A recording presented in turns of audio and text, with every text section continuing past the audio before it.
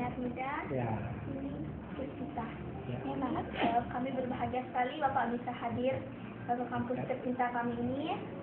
Terus Bapak telah membina keluarga kami, lembaga kami ini, sehingga mencapai suatu tujuan yang sangat melampaui keinginan yang paling berharga bagi kami, yaitu akreditasi keperawatan oleh BANSETI. Ini tidak pribadi ya, sebagai koordinator. Iya. Bapak sebagai koordinator di sini, mohon komentar Bapak tentang hal itu dan termasuk masa depan lembaga kami. Ya, semua lembaga pendidikan tinggi yang sudah melakukan komitmennya dan niatnya untuk meningkatkan kualitasnya itu punya masa depan. Kami kan lihat adik sendiri sekarang niatnya sangat besar sekali di dalam mengembangkan atmosfer akademik lewat di media ini. Itu kan satu niat yang luar biasa.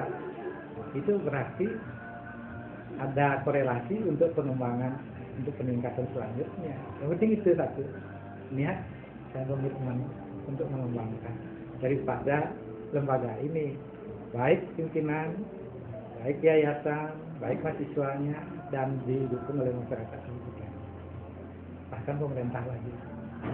Kan itu.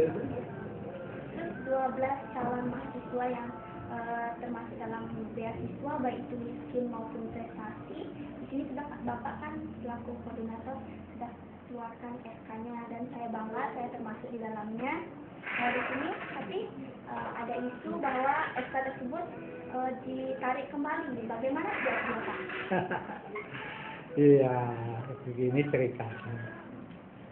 Saya sendiri dituduh, bahkan saya dipasang badan katanya terhadap terhadap sikap itu. Itu yang menyampaikan itu adalah inspektorat. Bahkan saya dikritik tentang pemberian ibah penelitian kepada dosen. Itu awalnya di situ. Di staf kami ketakutan, gitu. Di bidang mahasiswa itu ketakutan. Nah kemudian bertanya, saya, gimana Pak tentang beasiswa kita? Saya bilang, kita dulu deh, saya pikirkan dulu. Gitu. Terus selanjutnya kedua, bertanya lagi gimana Pak? Mudah waktu. Udah, jangan bertanya lagi, sudah apa yang terjadi. Artinya bahwa itu keputusan dengan dasar bahwa kita sekarang memberikan beasiswa itu berdasarkan SOP, di standar operasional prosedur sudah ada. Kemudian yang diberikan kepada mahasiswa yang di lingkup kelapan itu legal tercantum di direktori, seperti dan direktori itu saya pakai dasar, jadinya tidak ada itu keraguan itu. Walaupun nanti resikonya ancaman tadi saya pasang badan katanya, ya sudahlah kan. Mungkin tahu dari mana, saya juga tidak mau tahu siapa yang merancang kalimat saya pasang badan, saya berpihak, saya ya pokoknya melakukan kejahatan. Saya diadukan polisi masalah kejahatan jabatan. Ya sementara ini saya jawab apa adanya. Saya melakukan leadership kepemimpinan, manajemen, kemudian hubungan dengan akademik itu berdasarkan pengalaman dan hati nurani saya. Saya tidak ada vested untuk si A, si B, enggak. Sama semua pelakuan. Itu. Ya, itulah ceritanya. Namanya manusia takut juga gitu ya.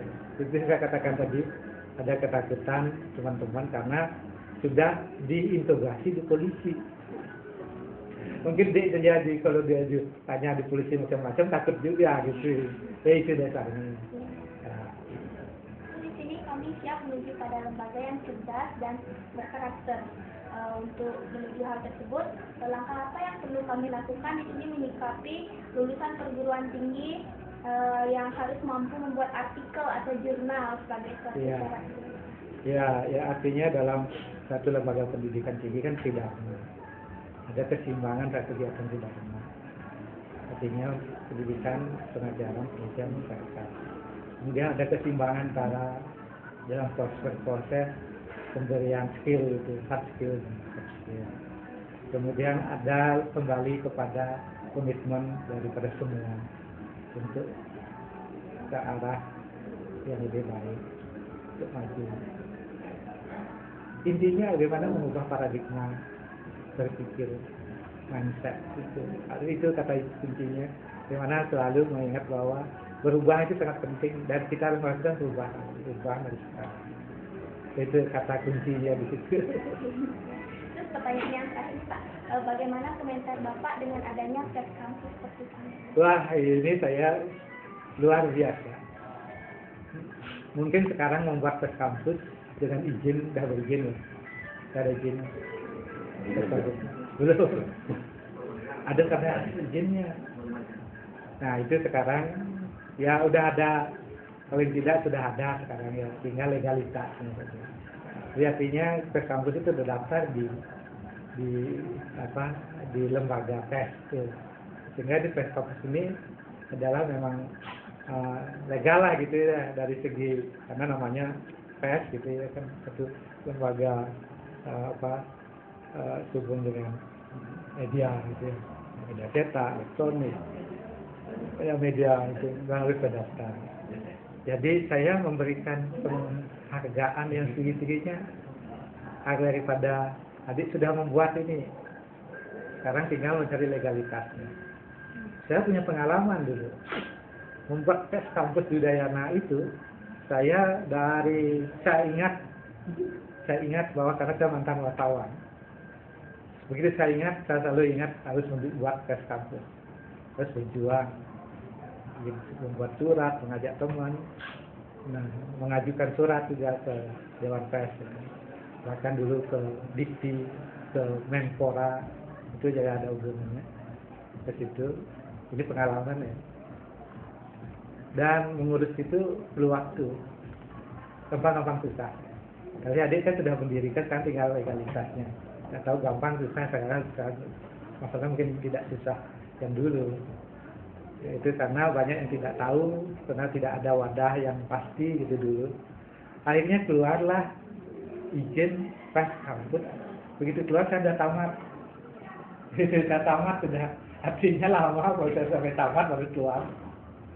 Ya, saya memberikan apresiasi sekali ada keluarnya itu, sehingga saya berpikir untuk mencari sama PR3 waktu itu Pak Beni, mencari siapa penerus saya untuk melanjutkan mengelola itu. Saya menyiapkan, bahkan yang orang saya siapkan tidak tahu bahwa dulu saya yang menyiapkan menjadi pengganti saya di PD3 mantan PR4 P3 saya. Orang tahu bahwa yang bukan menggagasnya, tidak tahu dia. Yang mulai memimpin Pes Kampus di Udayana itu orang tahunya Pak Prof. Wirawan sekarang. Tak tahu dia asal-usulnya, saya juga tidak mau. Ya sudah lah gitu, bahkan Prof. Wirawan pun sejarah aja dipotong. Saya waktu ulang tahunnya, saya cerita ini melupakan jas merahnya juga gitu. Tapi ya itu namanya kan karena tidak tahu. Dan itu lahir sekarang tokoh-tokoh PES dari kampus itu. Si Pak Arte yang KPU itu dari Pes Kampus. Pak Wirata Dwikora itu dari Pes Kampus. Banyak yang generasi itu tahu saya. Dia sangat-sangat ingat sama saya bahwa saya yang menggagas itu gitu. Saya ingat itu yang jadi sekarang. Jadi saya pernah mengalami seperti itu. Ini cerita pengalaman. Live diceritakan. Pak, mungkin demikian aja. Ya, ya selamat berjuang. Ya. Jadikan Pes Kampus ini suatu wahana yang resmi. Gitu. Kami tentunya Ya, resmi gitu. Jadi bisa dikenal orang, kemudian lengkapi, jangan sebatas ada berita, ada tulisan, ditulis, harus dilengkapi dengan elektronik sekarang. Gimana melengkapi itu? Webnya ada, EE-nya ada di situ, itu harus ya. Mulai dari perizinannya, kemudian perangkatnya, ya juga tentunya kadernya. Itu penting kaderisasi. Ya, Terima kasih banyak Pak. bertanya kepada wartawan-wartawan yang ada di mana. Ini beliau ini pamannya, bapak jadi orang-orang tes itu. Jadi kakeknya, kakeknya.